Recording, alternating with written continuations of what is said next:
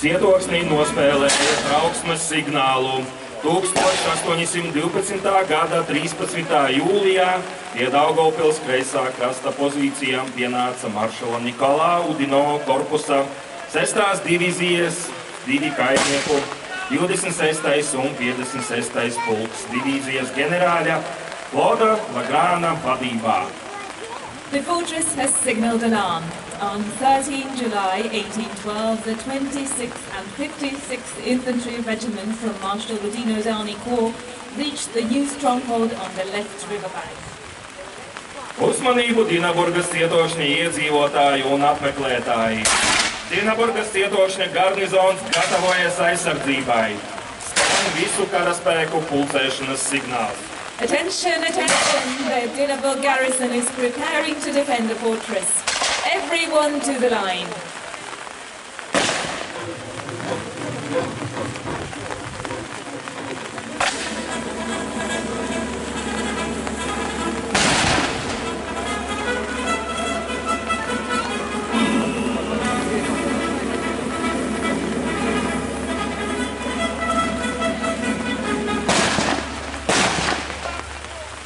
Un tieši šobrīd mēs redzam, ka ģenerālmajoris Hekelis, kā arī ģenerālmajors Gamens izpēta, kas notiek apkārt, un situācija nav iepriecinoša. Ļoti liels franču lielās armijas karaspēks strauji tuvojas Dinaburgas cietoksnim.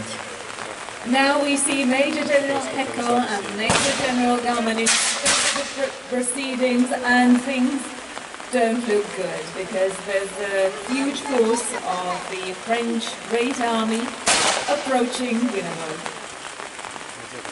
Pie tilta nocietinājuma franču karaspēki uzdūrās nelielai cietoksņa karaspēka komandai. The French encountered a small group of the Portuguese defenders at the bridgehead.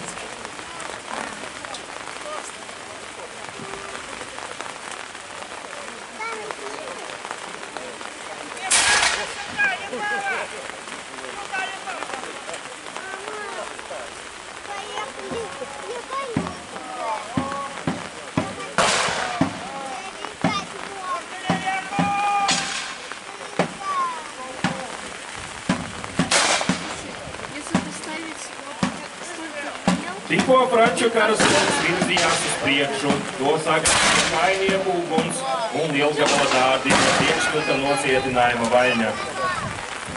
The French march was met by infantry fire and cannonade from the bridgehead wall.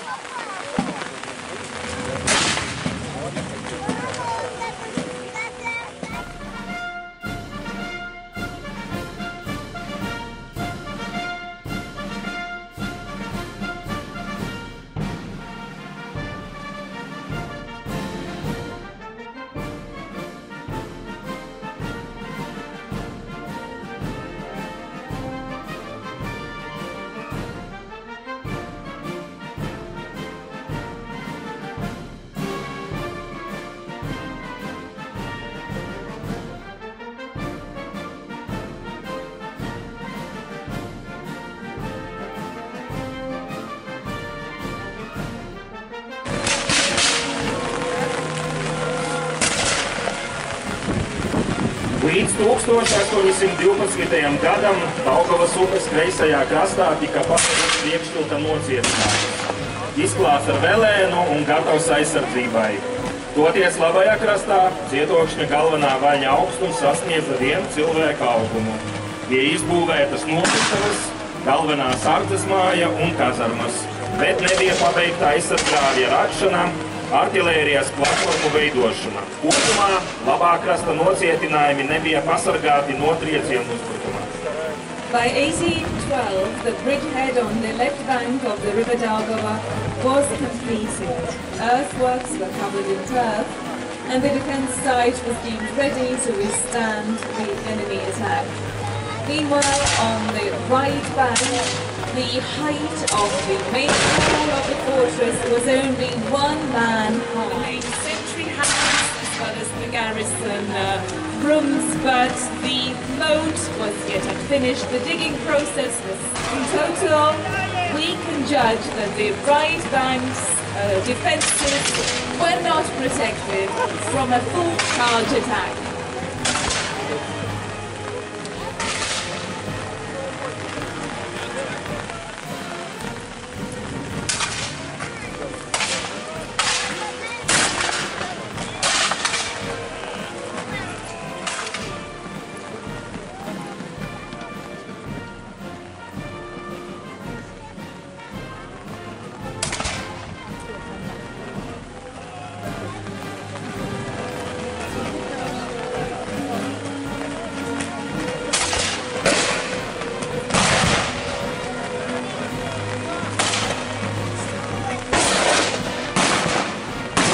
Mēs redzam, ka Cietokšņa civiliedzīvotāji nebaidījās iesaistīties kara lauka darbībā, palīdzot ievainotiem karavīriem savu iespēju robežās.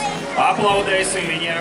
Right now we see that civilians were not afraid to jump into the fray and to do what they can to help the injured soldiers. Let's give them a round of applause.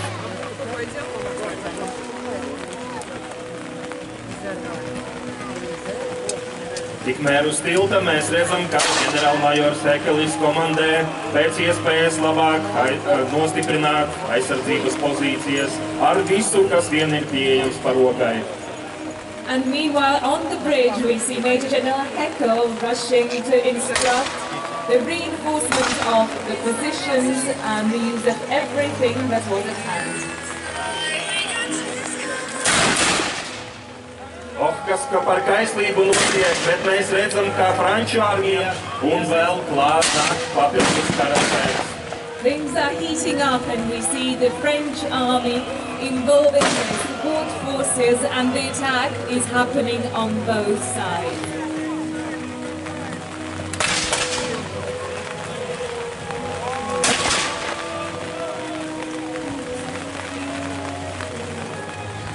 Šobrīd redzam, ka pirmais uzbrukuma vilnis barjervārtiem bija atvairīts un Franči nedaudz atpakaļ tajā virzienā, taču sāka uzbrukt citā.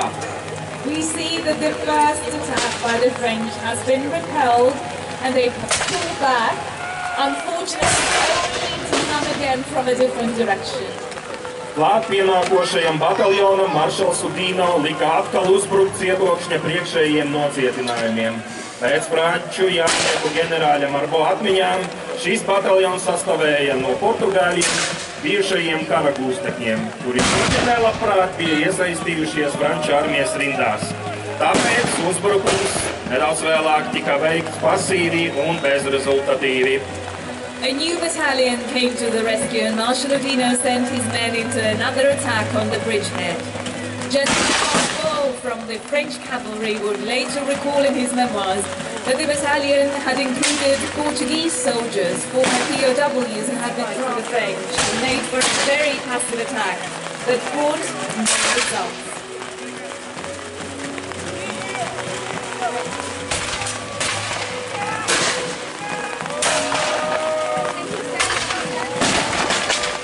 Cietokšņa aizsardzību komandēja pirmais Dinaburgas Cietokšņa komandants Gavrila Ulanov. The man in command of the defendant forces was the fortress's first commandant, Gavrila Ulanov. Oberleitenanta dēls, vienēja artilērists, darbojas ar turkiem, piedalījās Očakovas ieņemšanā. 1799. gadā kopā ar Suvorovu atradies Itālijas un Šveices kara gājienos. 1802. gadā tika iecelts par ģenerālmajoru, komandēja artilērijas pulku, Rīgas artilērijas garnizonu. No 1810. gada oktobra bija Dinaburgas Cietokšņa komandants, nodarbojās ar nocietinājumu celšanu.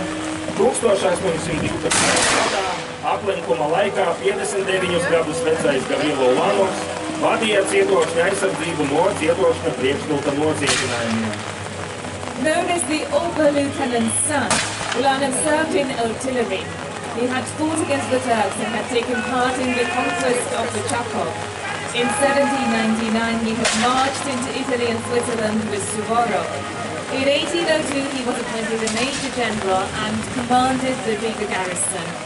Ulanov served as the Riga fortress commander since October 1810 and contributed to the building of the fortifications. During the 1812 siege, Ulanov was 59 years old and led the fortress from the bridgehead.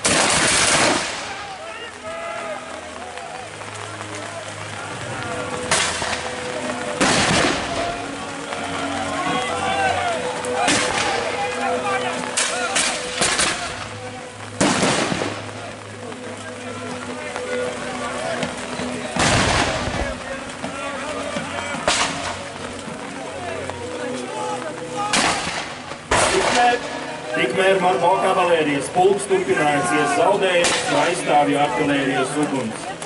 Tāpēc Marbo lūdza maršalu Mudino atļauju vēlreiz uzbrukt pretiniekam. Šoreiz viņš pavēlēja saviem jātniekiem ietraukties pretinieka armijas rindā, lai cietokšņa artilērija liktu pārtraukt uguni. Šim uzbrukumam bija panākumi, un cietokšņa garnizons bija spiests ieslēgties tilta nocietinājumā. Meanwhile, Marbo's cavalry regiment continued to suffer losses from the defenders' artillery fire. So Marbo asked Mudino to sanction another attack. This time, he ordered his forces to charge the enemy lines and forced the fortress artillery to hold fire. This attack was successful, and the garrison was locked down at the bridgehead.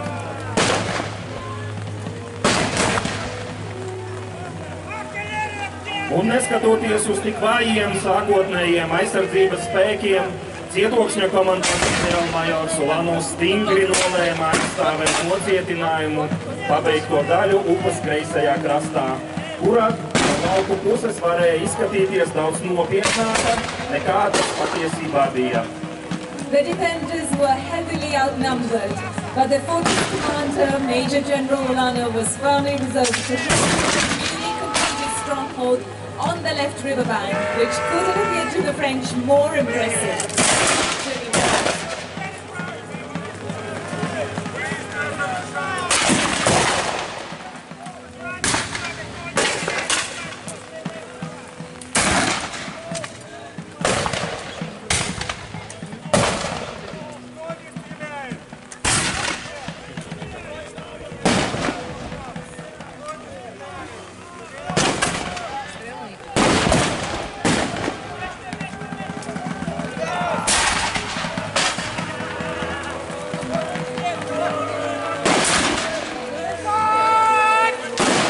Mudino korpus sastāvēja no 3 kainieku divīzijām, 2 vieglo jātnieku un 1 smago jātnieku. Kopā tie bija ap 28,000 karavīru. Tobrīd Daugavpils garnizonu veidoja vien 3,000. 28,000 men. At that time, the Daugava garrison was 3,100 men strong. Although the fortress also housed reserve battalions, which pushed the city's defensive potential to at least 5,000 soldiers.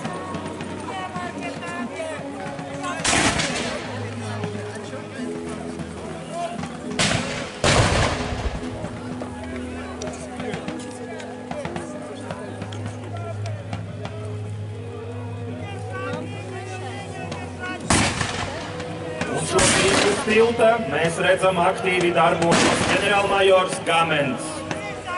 Now on the bridge we see Major General Gamen in action.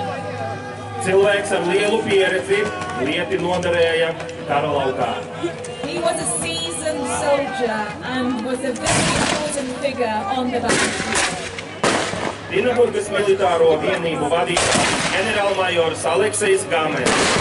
Sākoties 1812. gada karam, viņš komandēja 3,000 cilvēku vienību. Tas bija Somijas korpusa 25. kainieku divīzijas sastāvā. Divīzija bija pilnā sastāvā savienojās ar Wittgensteina 1. atsevišķu kainieku korpusu, kas nosedza virzienu uz Sanktpēterburgu. Šodien redzot Gamena tēlu Flotes pulku formas stērpā, tumši zaļu formas stērpā, baltu apdari, zelta pogām un zelta ģenerāļiem ar kodu 25 pēc divīzijas virsnieka cepuri ar zelta ģenerāļa divīziju. Nunavut's military units were led by Major General Alexei Gamen. At the start of the 1812 war, he commanded a unit of 3,000 men whose job was to guard the city's fortifications. In 1811, he'd been appointed head of the 3rd Navy Regiment, which is part of the 20th, almost fully merged with the Liechtenstein's first independent